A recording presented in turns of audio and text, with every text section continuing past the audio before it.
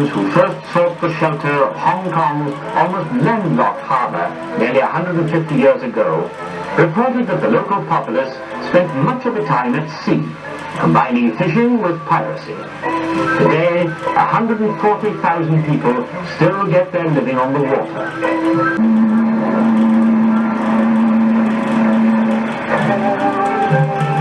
If you want cargo moving in a hurry, a big junk with crew can be hired cheaply by the day.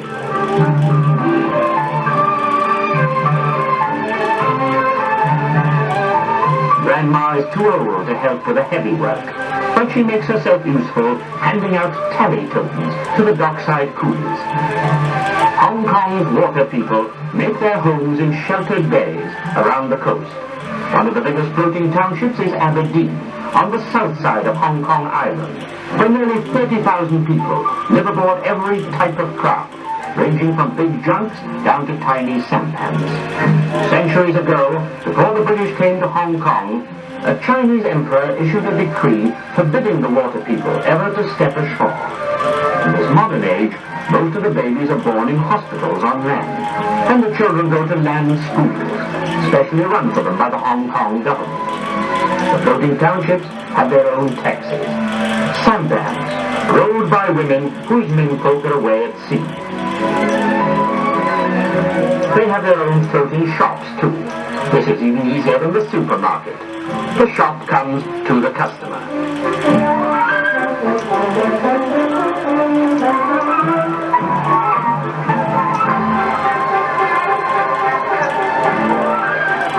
This simple but effective Chinese weighing instrument is called a Cheung. During this operation, the rule is, don't rock the shop or you may get short weight.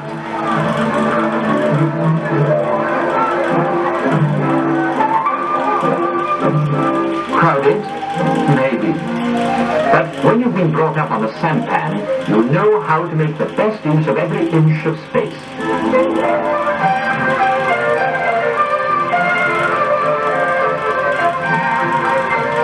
Like Baby, for instance, who gets under nobody's feet when he's riding on Big Sister's back. Early morning is the busiest time at Aberdeen. After 4 or 5 days at sea, the junks bring their catches home, each year now landing more than 50,000 tons of fish.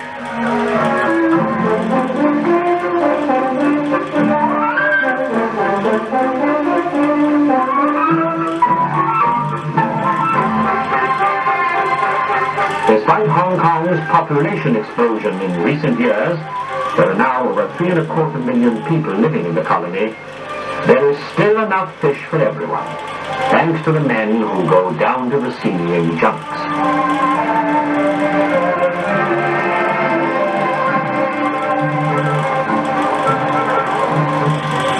In port, as at sea, there is plenty to do. Nets must be mended for the next voyage. And there's laundry to be done. It's the old-fashioned method, soap and hard rub.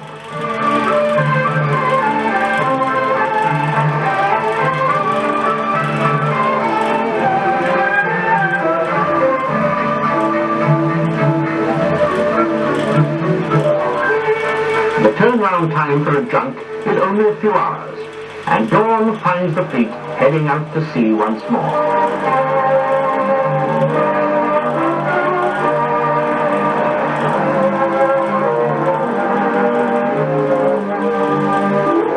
An early morning swoop, Chinese style, for some.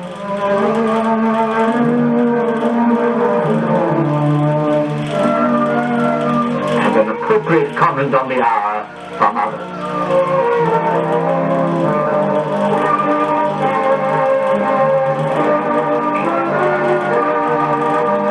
Fishing junks often work in pairs. Whenever possible, craft owned by members of the same family team up. There is, in fact, a strong family element running right through the business. It is every junk owner's ambition to have enough sons to run his vessel. But since this may require 10 or a dozen able-bodied men, it is no easy ambition to achieve. When there are not enough sons, cousins are recruited. If these are not available, hired hands are engaged as a last resort. Whatever his relationship to the owner, every man aboard has his appointed place, for close teamwork is essential as they seek to reap the sea's harvest.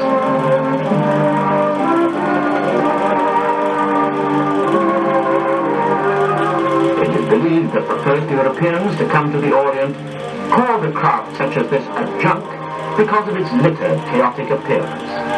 Be that as it may, the crew know just where to find everything and work with practiced skill.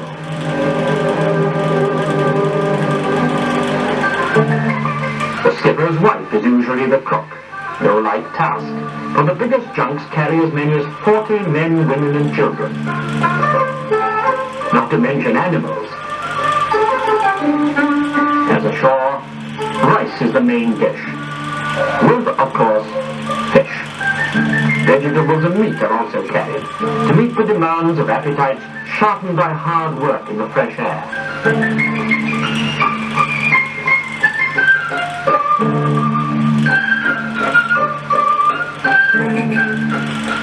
This old sea dog has had 10 years before the mast, and knows a good fish head when he chews one. The goose is being fattened for Chinese New Year.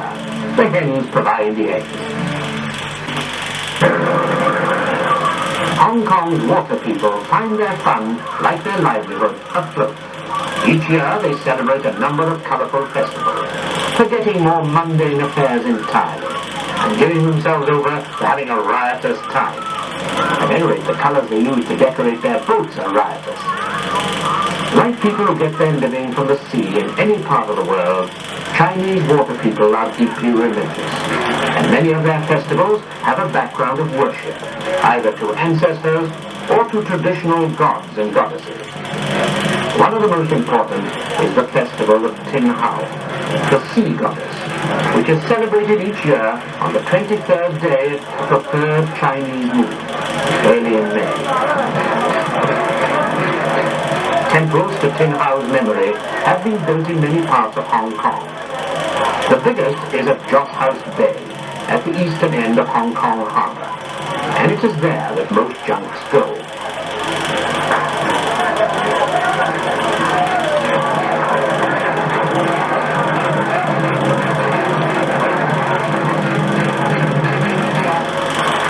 According to Chinese legend, Tin Hao was born 1,000 years ago and was the youngest daughter of a poor fisher family. She had many miraculous powers, including clairvoyance, and when she died, Chinese fishermen adopted her as their patron saint.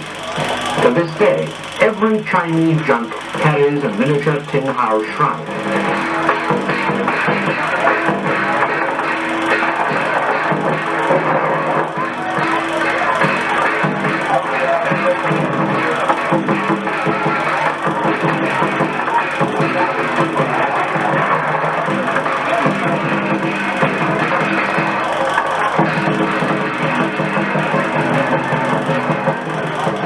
By gaudy, prancing lions of silk and paper, each junk family makes its way to the temple, carrying its miniature shrine for Tin Hao's blessing. Any Chinese festival, the noise of firecrackers drowns all sounds but one, the clash of brass cymbals. Lion dancers form themselves into a competition between them is fierce. The head is wielded by the chief dancer, while the back legs are provided by a second man in approved circus clown style.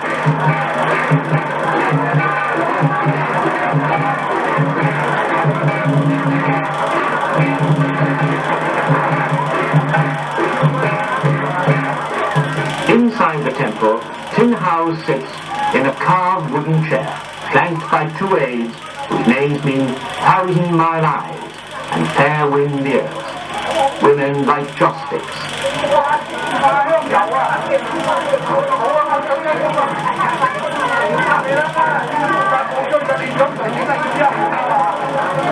They cast pieces of bamboo to learn their future. They prostrate themselves before the image.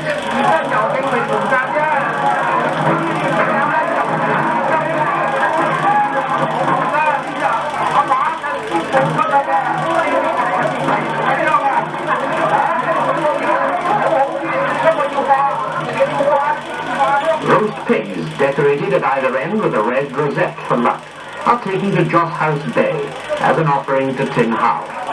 Then, because the Chinese are a thrifty race who waste nothing, they're taken home again and eaten. A few miles away, at Cheung Island, there is an annual festival in which that homely commodity, the bun, plays an important part. These are no ordinary buns, however. They are fastened like huge buttons on bamboo pylons, 60 feet tall, and their purpose is to placate the angry spirits of the island's original inhabitants, who were slaughtered by Chinese pirates centuries ago.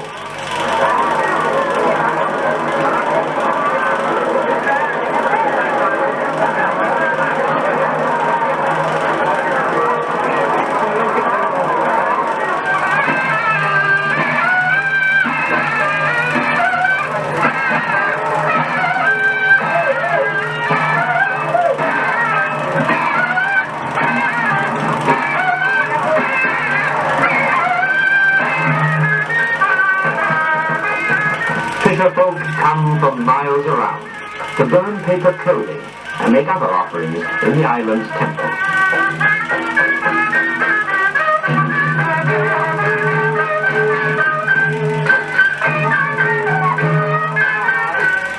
The buns are placed in position before the 3-day festival, but no one touches them till midnight on the last day. Islanders believe that anyone who helps himself to a bun before this will be stricken with a terrible stomach cramp.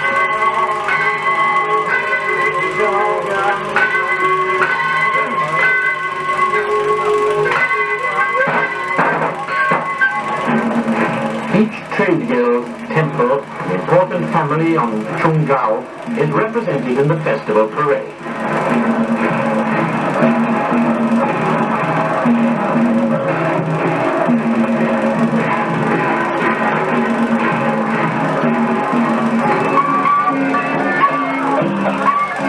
What's this? Levitation? Almost. The secret is a cunningly devised array of reinforced poles and bars hidden under the little girl's clothing. She couldn't fall off if she tried.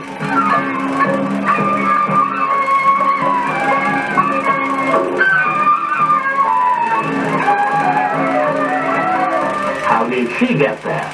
Simple. She was lowered into the boots from an upstairs window.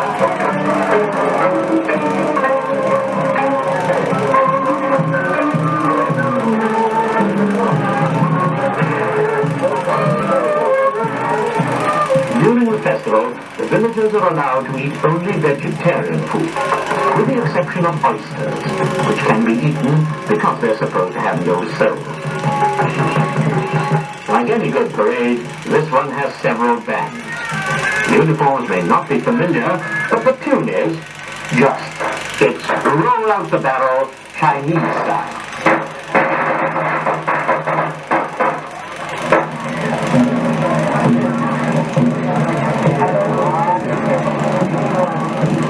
Back to Aberdeen, but no one's discussing fish prices today. There's only one topic: which crew will win the dragon boat race? There's still time for lunch, though.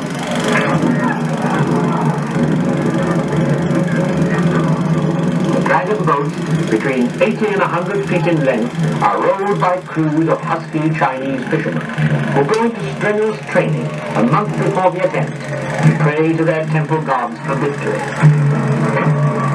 The Dragon Boat Festival is believed to have originated more than 2,000 years ago and is held in order to bring rain for the spring rice planting. Chinese believe that if dragons compete on Earth, then the dragons that live in heaven will cause badly needed rain to fall. Competition on the 800-yard course is keen indeed. The rowers taking their time from a drummer standing in the waist or stern of the crowd. In addition to a money prize, the winning crew in the finale receive a set of honorific banners and an 8-course banquet.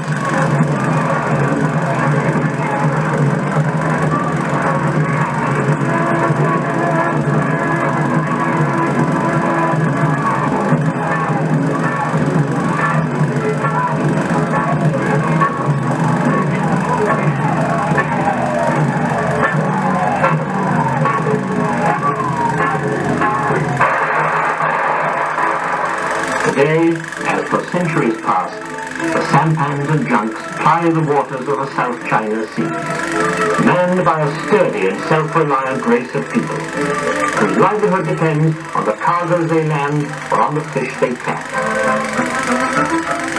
For to Hong Kong's boat people, the sea is an entire way of life. They philosophically accept its vagaries and ride out its storms. Their picturesque craft are home and place of business all in one. Basis of the unique existence of a people born to a life afloat.